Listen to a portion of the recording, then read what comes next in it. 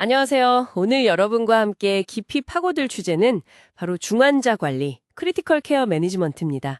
마취과 의사로서 매일 마주하는 영역이지만 이게 워낙 빠르게 변하니까요. 계속 업데이트가 필요하죠. 맞습니다. 중환자 의학 역사가 아주 길진 않아도 정말 눈부시게 발전했죠. 기계 환기부터 시작해서 혈압 관리, 진정, 신대체요법, 그리고 요즘은 포스트 인텐시브 케어 신드롬 같은 환자 예후 관리까지도요. 범위가 엄청 넓어졌어요. 맞아요. 그 시작에 마취과 의사 뷰론 아입센이 있었다는 거. 이거 참 흥미로운 사실이죠. 1952년 코펜하겐 소아마비 사태 때 수동 양압환기로 호흡부전 환자들을 살리고 또 ICU 개념을 만들었다는 거. 네, 선구자들이 있었기에 지금의 발전이 있는 거죠.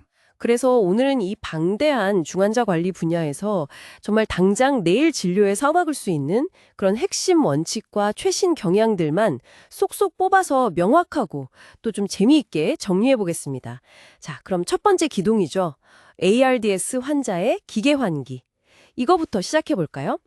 다들 베이비렁 개념은 익숙하실 겁니다.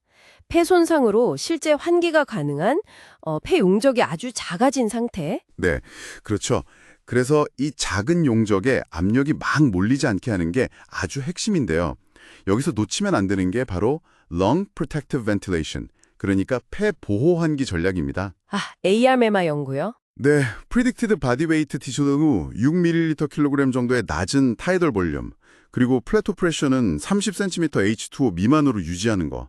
이게 사망률을 낮춘다는 건 이제 확고한 원칙이 됐죠. 이건 사실 ARDS 환자뿐만 아니라 다른 환자들에게도 점점 더 적용하는 추세고요. 피입도 중요하죠. 물론이죠. 피입은 최소 5cm H2O 이상 걸어주는 게 기본이고요. 그리고 PaO2, FiO2 비율이 150 미만으로 떨어지는 중증 ARDS. 이런 경우에는 프론 포지셔닝, 보과의 자세가 생존율 개선에 도움이 된다는 점도 꼭 기억해야 합니다. 좋습니다. 자, 두 번째 핵심 주제. sepsis와 septic shock입니다. sepsis 3 정의로 바뀌면서 좀 달라졌죠.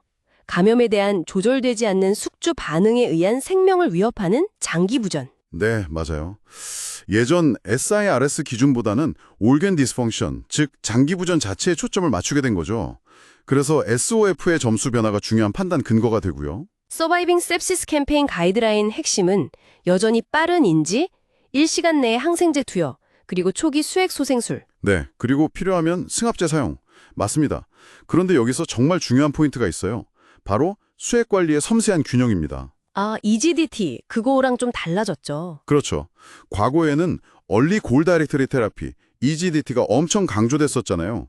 근데 아시다시피 프로세스, 어라이즈, 프로미스 같은 후속 대규모 연구들에서 특정 프로토콜을 고수하는 것보다는 조기 항생제 투여하고 또 평균 동맥압, MAP를 65mm Hg 이상 유지하는 게 더 중요하다. 이런 쪽으로 결론이 났죠. 오히려 수액 너무 많이 주면 안 좋을 수도 있다는? 네, 맞아요.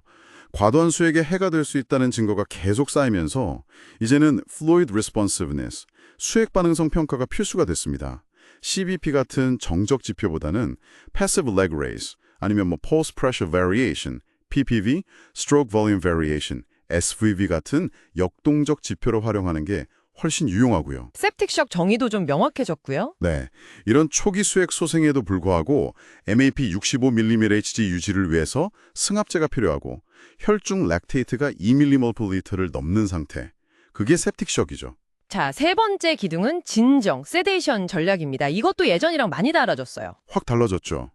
과거에는 좀 깊게 재우는 경향이 있었는데 이제는 light sedation, 얕은 진정이 대세입니다. 깊은 진정이 오히려 안 좋을 수 있다는 연구들이 많았죠.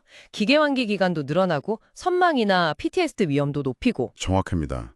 그래서 매일 진정 상태를 평가하고 필요하면 잠시 깨우는 Daily Sedation Interruption, 아니면 RASS나 SAS 같은 표준화된 도구를 이용한 프로토콜 기반 접근. 이게 중요합니다. 약물 선택도 좀 바뀌었고요. 네, 약물 선택에서도 벤조다이아zepain 계열은 그 선망 위험 때문에 사용을 줄이는 추세고요. 프로포폴이나 특히 덱스메데타민이 선호되고 있죠. 덱스메데타민 같은 경우는 진정 효과 외에도 선망 발생을 줄이는 효과도 기대할 수 있고요. 하지만 제일 중요한 건 근본 원인을 찾는 거겠죠. 통증, 불안, 선망 같은 거요. 그렇죠. 그게 가장 우선되어야 할 노력입니다. 자, 이런 관리 원칙들을 잘 적용하려면 환자 상태를 정확하게 파악하는 도구가 필수적인데요. 요즘 중환자실에서 정말 마취과 의사의 눈과 손이 되어주는 강력한 무지가 있습니다. 바로 포커스, 포인트 오브 케어 얼트라사운드. 아, 포커스. 이건 정말 게임 체인저죠. 침상 옆에서 바로바로 그것도 반복적으로 환자 상태를 평가할 수 있으니까요. 중심정맥관이나 동맥관 삽관할 때도 정말 유용하고요. 네, 실시간 가이드로 성공률 높이고 합병증 줄이는 건 이제 뭐 기본이죠. SCCM 가이드라인에서도 강력 권고하고 있고요. DVT 의심될 때 진단 시간 확 줄여주고 프니모토락스, 기용 진단에서는 이게 체스트 엑스레이보다 훨씬 민감도가 높습니다. 렁슬라이딩 소실이나 바코드 사인 같은 거 바로 확인 가능하니까요. 그렇죠. 플로라 에퓨전, 흉수양 평가하고 thoracocentesis, 흉강천자 가이드하는 데도 없어서는 안 되고요. 또 심장 초음파로 기본적인 심기능이나 용적 상태, 수액 반응성까지 빠르게 스크리닝할 수 있다는 건 정말 큰 장점입니다. 결국 보면 마취과 의사는 기도 관리나 혈액학 안정화 같은 저희의 전통적인 강점을 바탕으로 중환자 관리에서 핵심적인 역할을 계속 해나가야 하는 것 같아요. 동감합니다. 특히 심관계 중환자 관리에서 ICP, 두개내압이나 CPP, 뇌관료압 개념을 이해하고 조절하는 것, 또 ECMO 같은 고난도 생명유지 장치를 다루는 데 있어서도 마취과 의사의 전문성이 점점 더 중요해지고 있죠. ECMO도 종류가 있잖아요. VV랑 VA. 네, VV 엑시모는 주로 호흡 보전일 때, VA 엑시모는 심부전일 때 고려하는데 각각의 적응증하고 관리 포인트를 정확히 아는 것이 중요합니다. 마취과 의사의 역할이 정말 수술실을 넘어서 ICU까지 확장되고 있는 거죠.